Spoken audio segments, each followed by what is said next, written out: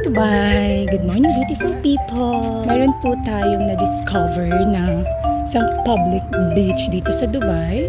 And it's called Dubai Island. So, it's open to the public. And let's see, madilim pa kasi. Inunahan natin yung araw. So, medyo, ang ganda na ng weather, no? The weather is so giving. Ang lamig na. Hindi naman ganun kalamig, but you know, living in Dubai sa isang disyerto, ito ay ano na, parang a piece of heaven. Ang ganda na. Time check. Anong time na po? Hindi ko na-advance. So time check. It's 6:11. So I think the yung sunrise is 6:30 something. So pa 7 na siya. So antayin natin. This is what we love. Actually, yung madilim pa. Yung ikaw yung mag-high sa sunrise. High sunrise, ganun.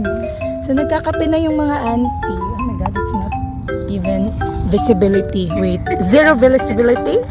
Nagdala kami ng thermos and some eggy and meron tayong pandesal and mga palaman and yes,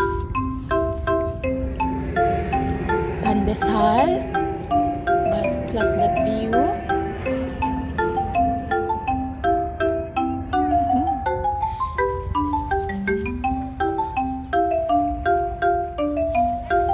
Malamig pa rin and marami ng taong dumarating. Ayan, nag-shades para lang magamit natin tong bitbit nating shades. So, at tayo ay nakapaa. Alam nyo ba ang benefits ng pagpapaa? Unang-una sa lahat, madudumihan yung paa mo. Hindi, merong benefits yan. Papakita ko sa inyo. Yan, oh. Yan. Yan. Yan. Yan. Yan. Yan. Yan. Yan. Oo, ano yan siya? Therapeutic kasi to.